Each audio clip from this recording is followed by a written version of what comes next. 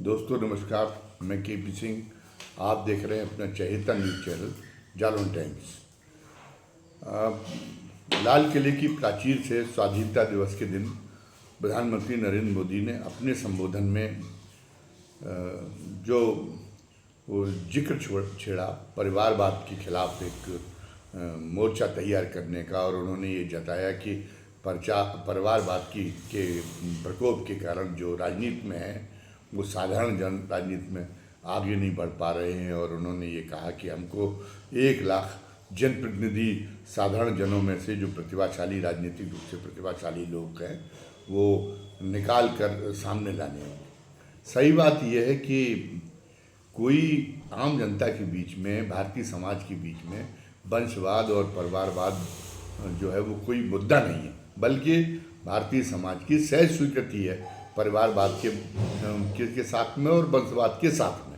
और साथ साथ में यह है कि भारतीय समाज इतना जो है समझदार भी है कि ऐसे लोग जो राजनीतिक रूप से प्रतिभाशाली होते हैं और अगर वो साधारण खानदान से आए हुए हैं, तो ये भारतीय लोकतंत्र इतना सफल लोकतंत्र रहा है कि ऐसे लोगों को राजनीति में आगे बढ़ने से कोई रोक भी नहीं पाया है। अब तो प्रधानमंत्री ने कोई नई बात नहीं कही है। उनकी बहुत बड़ी कमजोरी है कि वो कहीं पर भी संबोधित कर रहे हो, कुछ भी कर रहे हो, 24 घंटे के अंदर उनके पास में वो राजनीतिक संकीर्णताएं सवार रहती हैं। राहुल गांधी का भूत सवार रहता है। उन्होंने पूरा एक भाषण जिसकी कोई तुक नहीं थी, पूरा एक ऐसा मुद्दा उठाया केवल ये कि कांग्रेस पार्टी और राहुल गांधी पर हमला कर सकें, और जबकि वो चूक गए कि ये तो हमला उनके अपने ऊपर भी हमला है। अगर वंशवाद और परिवारवाद विरोध में अगर बुरी चीज़ है, तो फिर भैया आपसे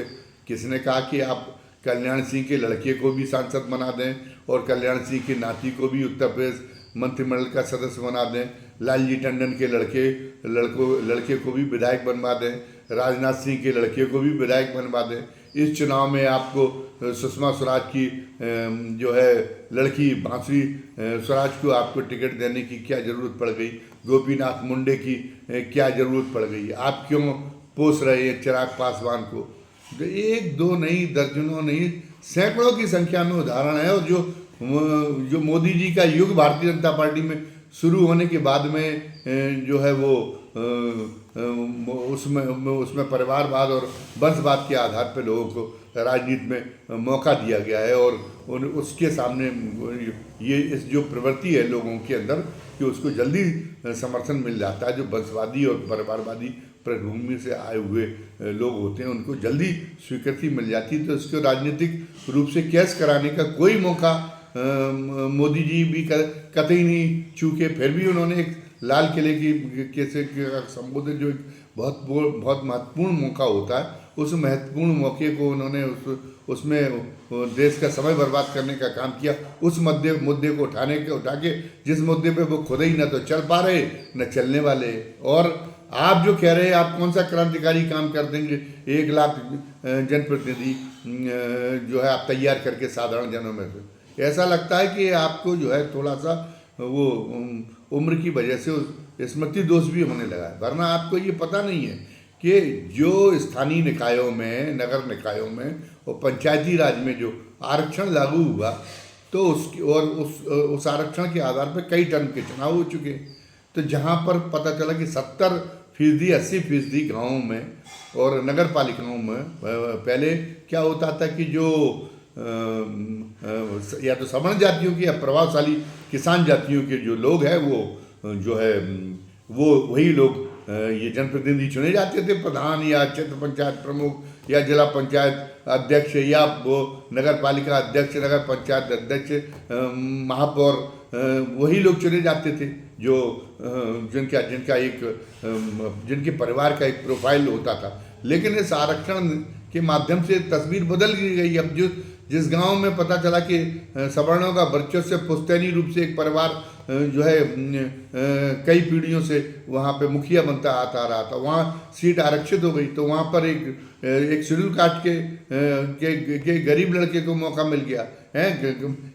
यहाँ तक कि वाल्मीकि समाज के लोगों को जिनसे आज भी छुआछूत गांव स्तर पे माना जा रहा है, उन तक को मौका मिल गया। तो ये क्रांति तो हो चुकी नहीं जिसकी आप बात कर रहे हैं। 1 लाख से तो ज़्यादा जनप्रतिनिधि तैयार कर दिए गए साधारण से साधारणतम परिवार के। और इसके बाद में जो वहाँ पे भी देख लीजिए, बड़े मौक़ों की जहाँ तक भी बात है, बड़े राजनीतिक पदों की भी बात है, तो मायावती और मुलायम सिंह में जो है क्षमताएं थी, उनमें राजनीतिक प्रतिभा थी। उनके परिवार का कौन आदमी था राजनीति में? उनके परिवार के तो कोई राजनीति में आदमी था भी नहीं, और ऐसा भी नहीं उनके बड़े मजबूत परिवार रहे हो। साधारणों में भी साधारणतम परिवार के लोग थे, लेकिन अगर उनके अंदर कुव्वत थी, उनके अंदर क्षमताएं थी, तो वो उस कांग्रेस को जो लक्ष्य करके आपको कह रहे कि उस समय केवल वंशवादी और परिवारवाद, जिनकी वंश मजबूत होता था, जिनका परिवार मजबूत होता था, उसी आधार पर चुने जाते थे। देश के सबसे बड़े सूबे में 4-4 बार मुख्यमंत्री बने कि आपकी मेहरबानी से बने, कांग्रेस की भी मेहरबानी से नहीं बने। लेकिन ये तो आपकी बात झूठ है कि नहीं, कि उनको रास्ता रोकता था जो कांग्रेस का जो तरीका था। उनका तो ऐसे लोगों का रास्ता तो रोकने का काम कांग्रेस भी नहीं कर पाई। तो ये तो लोकतंत्र की खूबी है, जिसकी वजह से इसलिए, और ये भारतीय लोकतंत्र एक तरह से सच, आज जो लोकतांत्रिक संस्थाओं को नष्ट करने का जो काम हो रहा है जो आपके जरिए, उससे ज़रूर है कि उनको आम लोगों को अब राजनीति में आने में बाधा उत्पन्न हो जाए, वरना तो बाधा उत्पन्न होने का प्रश्न ही नहीं है। अब HD देवेगौड़ा जैसे विशुद्धतम किसान पृष्ठभूमि का आदमी कोई आपके समय में क्या प्रधानमंत्री की कुर्सी पे पहुंच गया था? जो अगर आप साधारण परिवार से आके और वहाँ तक पहुँचे, तो आपका तो फिर भी प्रोफाइल बन चुका था कि आप वहाँ रह चुके थे। तो HD देवेगौड़ा भी तो उसी समय, जो कांग्रेस के दौर के समय, जब कांग्रेस हल्की फुल्की व्यतीत हुई थी, तभी बन चुके थे। चौधरी चरण सिंह भी किसान थे, तो वो तो 1980 में ही प्रधानमंत्री बन चुके थे। तो साधारण लोग किसी भी पद पे, और मायावती और मुलायम सिंह तो बहुत बड़े उदाहरण हैं। उत्तर प्रदेश में जहाँ पे पता चला कि इतना बड़ा प्रदेश, जो कई देशों से जुड़ा बड़ा प्रदेश है, और वहाँ पे एक से एक पता चला कमलापति त्रिपाठी का परिवार, उनका परिवार, इनका परिवार, कितने परिवार थे जो है जिनकी बहुत ही प्रबल सामाजिक मान्यता थी। उन सबको पीछे छोड़ते हुए और इस साधारण परिवार के लोग और वह जो है मुख्यमंत्री की कुर्सी पर पहुंचने में कामयाब हुई। तो ये कोई मुद्दे नहीं थे आपके ऊपर, चूंकि वो चीज़ सवाल रहती है तो आप समय बर्बाद करने का काम करते, और जो मुद्दे हैं उन मुद्दों की आप चर्चा करनी चाहती है। आज जिस ढंग से राजनीति में धन का जोर बढ़ता जा रहा है, मुद्दा है कि जिसके पास धन नहीं है, कल तक तो जो कर्पूरी ठाकुर जैसे लोग मुख्यमंत्री बन सकते थे, जो मुख्यमंत्री बनने के बाद में भी जिन्होंने एक उदाहरण पेश किया, न तो आज बिना धन के कोई चुनाव लड़ पा रहा है, और धन के आधार पर यदि वो अगर चुनाव लड़ भी जाए तो वो फिर उसमें उतनी भी नैतिकता नहीं है कि वो जो है वो, और ना आपकी पार्टी की तरफ से ऐसी कोई रोक है कि वो जो है वो कर्पूरी ठाकुर जैसे नेताओं का अनुसरण करे, और वो अपना जो वो उसका जीवन इतना पारदर्शी हो कि लोग अनुमान लगा सके कि मुख्यमंत्री होने के बावजूद भी जो है वो उसका उन्होंने कहीं से ऐसा कुछ नहीं कमाया जिससे लगे कि उन्होंने सत्ता का दमन किया। बल्कि आप तो यही सिद्धांत स्थापित करते जा रहे हैं। आपके तो नेता क्या सार्वजनिक जीवन में जो ये था कि सादगी के मूल्यों की स्थापना की जाए ताकि लोग ईमानदार हों, तो आपने तो उसमें भी नहीं रोका। जब जो है आपने नोटबंदी लागू की थी, तब भी आपके एक मंत्री ने अपने बेटे की शादी में 11 करोड़ रुपए खर्च किए थे। इतनी आपने शाही दावत की थी, और आपकी छूट है और आपकी अनदेखी का ही परिणाम है कि आज आपका हर मंत्री और विधायक बेखौफ होके और पैसे कमाने में लगा। लोगों को क्या दिखाई नहीं देता? लोगों के बीच के लोग कल तक जो सड़क पर चप्पलें चटका रहे थे, आज वो कहाँ से कहाँ पहुँच गए, ये लोगों को दिखाई दे रहा है। ये आपके 10 वर्ष के शासन में, या आपकी उत्तर प्रदेश जैसे राज्य में जहाँ 7 वर्ष में सत्ता आई हो, वो कहाँ वो दिखाई दे रहा है? कहीं आपकी पार्टी की तरफ से कोई है इस बात का जोर है, ये बात कि वो जो है वो अपना उसमें एक अपने आप को एक उदाहरण के रूप में प्रस्तुत करें, ईमानदारी के रूप में। इस बात के लिए आपकी पार्टी कहीं बल देती दिखाई दे रही है। बल्कि उत्तर प्रदेश में तो जब योगी जी मुख्यमंत्री बने थे उसके 2-3 महीने बाद ही संघ और भारतीय जनता पार्टी के समन्वय समिति की बैठक वृंदावन में हुई थी और वहाँ वृंदावन में ये मुद्दा उठाया गया था कि भारतीय जनता पार्टी के विधायक तो जो पिछली सरकार की उसके विधायकों से ज़्यादा कान काटने में लगे, पैसे लगाने में, लेकिन कोई रोकने का प्रयास किया। योगी जी भी इसमें थकार के बैठ गए क्योंकि उन्हें पता है कि गुजराती कंपनियों को ठेका जो है किस लालच पे मिलता है। आप तो रबर स्टाम्प मुख्यमंत्री बनाने का काम कर रहे हैं राज्यों में। क्यों?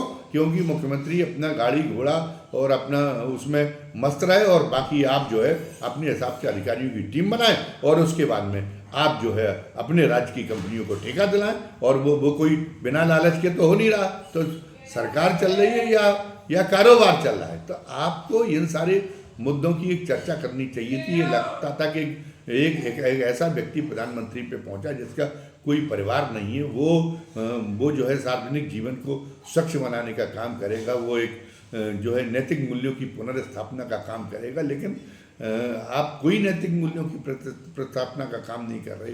आप जो है एजेंसियों का इस्तेमाल विपक्ष के दमन के लिए कर रहे हैं। आपने भ्रष्टाचार विरोधी मुहिम को पता चला कि उसको जो है कि केवल अपने विरोधी दलों के सफाई तक के लिए कर लिया। वो आपकी उसकी वॉशिंग मशीन में अगर आ जाता है दूसरे पाले का नेता, वो कितना भी भ्रष्ट किया हो उसकी सारी जांचें बन जाती, सारी जो है अभयदान दिया जाता। आप लोकतांत्रिक संस्थाओं को कमज़ोर करने का काम कर रहे हैं, जिनकी वजह से ये संभव हुआ था कि एक आम आदमी का भी सत्ता में पहुंचने का एक तरीका संभव हुआ था। और आज आपकी जो पीड़ा है वो पीड़ा क्या है? भले ही आप कहते हो, हमने मान लिया कि आप पिछड़ी जाति से आए हुए होंगे, लेकिन आप कोई स्वतंत्र चेतना के अंतर्गत ये कुर्सी तक नहीं पहुंचे। आप एक मोहरे के रूप में पहुंचाए गए। तो मोहरे का काम क्या है? मोहरे का काम यही है कि वो प्रतिद्वंदी के मोहरे को पीटे।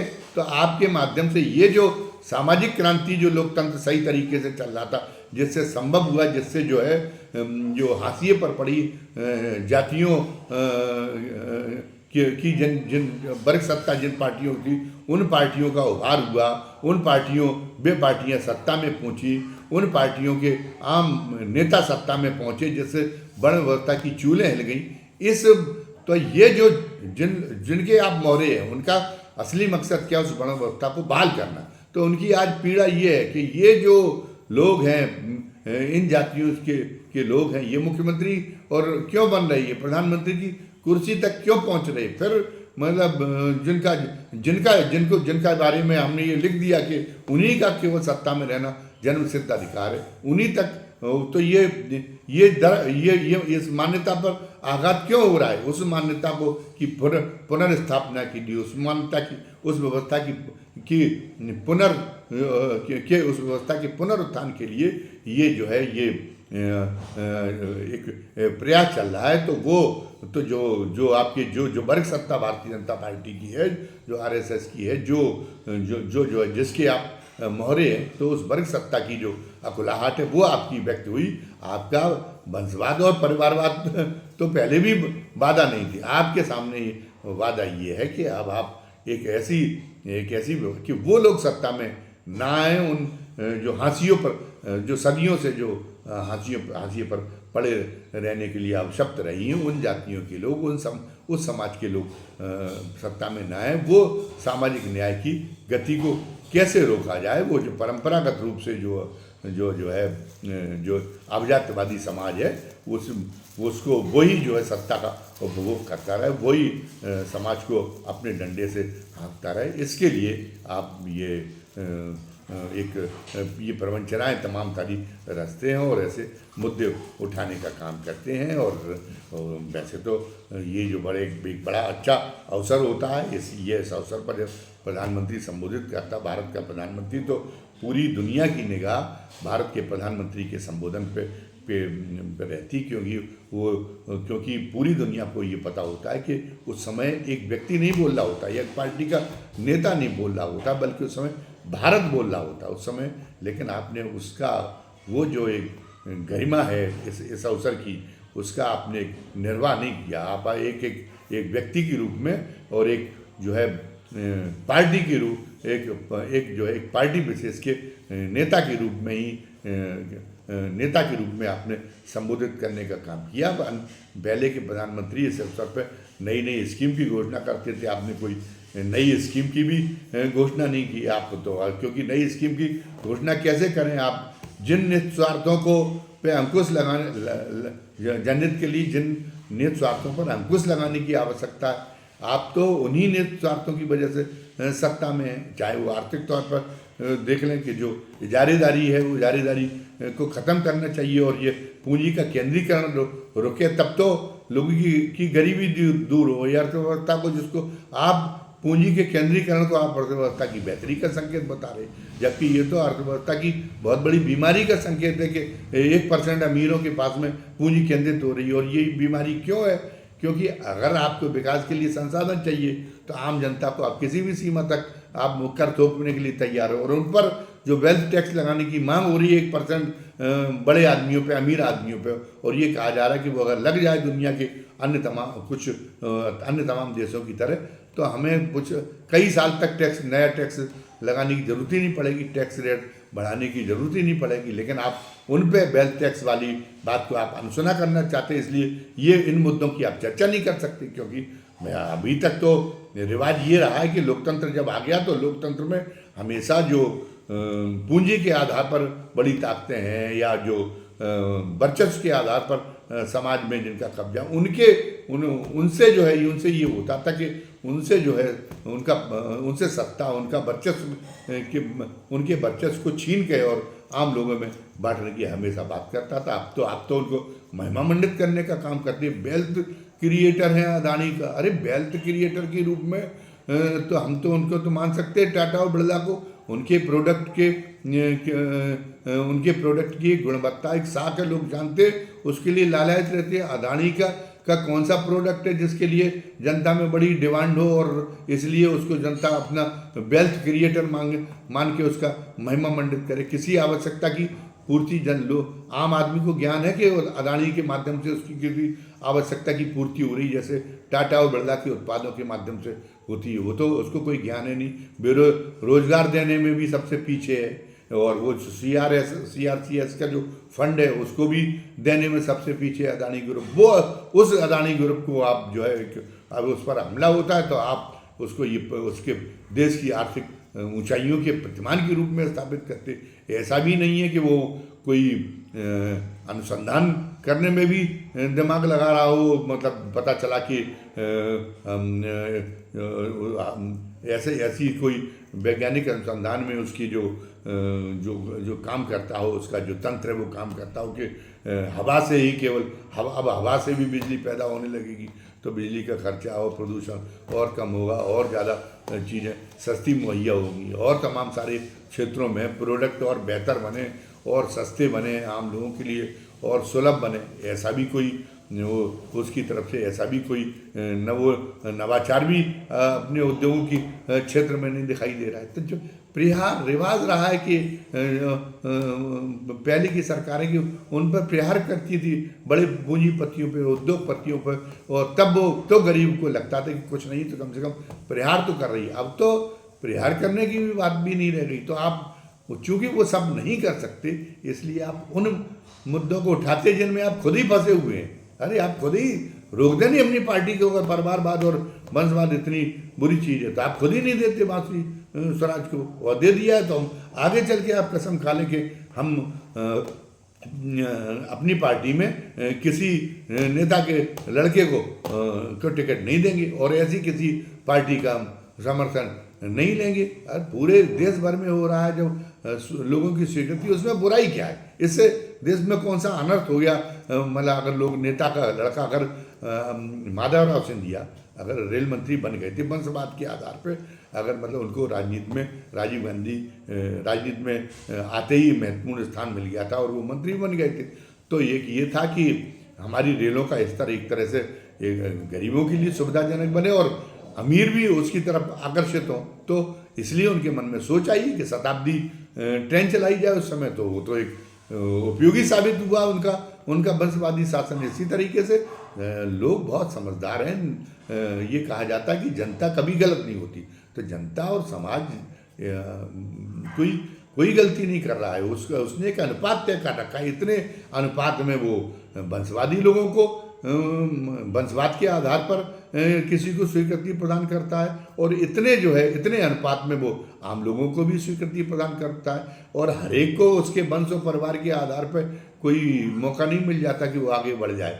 कई लोग हैं जिनके जो है पिता दादा या परिवार के लोग बहुत ऊंचे ऊंचे पदों पर रहे, और वो जो है वो राजनीति में आए तो वो विफल हो गए, वो कोई करिश्मा नहीं कर पाए। तो वो भी लोग ये देखते केवल इतना ही पर्याप्त नहीं है, लोग केवल इतने नहीं देखते कि आपके पिता जो है बहुत बड़े वो थे, सूरमा थे, तो फिर आपको अंध समर्थन देंगे। अगर अपनी क्षमताएं साबित नहीं कर पाता तो कई उसमें समाज में ये क्षमता है, और समाज में समय समय पे ये क्षमता दिखाइए कि वो उसको रिजेक्ट करने में भी, वो कितने भी बड़े वंश से और कितने भी बड़े परिवार से आए, उसको रिजेक्ट करने में जो है देरी नहीं लगाती। तो ये तो एक जो लोकतंत्र की अग्रसरता है उसका एक घटक ये भी है, परिवारवाद और वंशवाद के आधार पर समर्थन लोगों के द्वारा दिया जाना, और उस अनुपात का भी लोग ध्यान रख रहे हैं, तो सब कुछ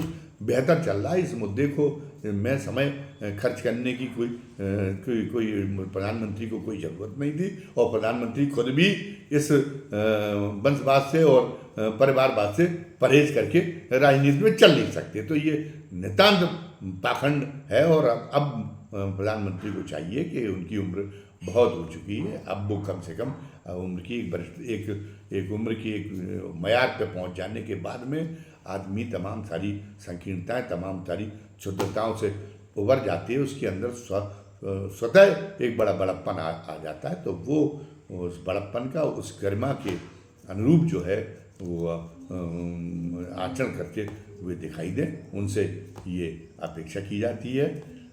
आज के वीडियो में बस इतना ही। वीडियो ख़त्म करने के पहले फिर मैं आज का इस वीडियो देखने वाले पहली बार के दर्शकों से निवेदन करना चाहूँगा कि अगर उन्हें ये वीडियो अच्छा लगा हो तो वो हमारे इस चैनल को ज़्यादा लाइक करें, सब्सक्राइब करें और शेयर करें, और ज़्यादा से ज़्यादा शेयर करें, और फिर इसके बाद में साथ ही साथ अपने मित्रों और परिजनों को भी प्रेरित करें कि वो भी अधिक से अधिक संख्या में हमारे चैनल को लाइक, सब्सक्राइब और शेयर करने का काम करें, और बेल आइकॉन इसका दबा दें ताकि आगे से भी अगर हम जो नया वीडियो डालें उसका नोटिफिकेशन आप तक पहुंच जाया करे, आप वो वीडियो भी देख सकें, हर वीडियो हमारा देख सकें। और साथ ही साथ में आज के वीडियो में अपनी राय कमेंट बॉक्स में लिखना ना भूलें। धन्यवाद। जय हिंद, जय भारत।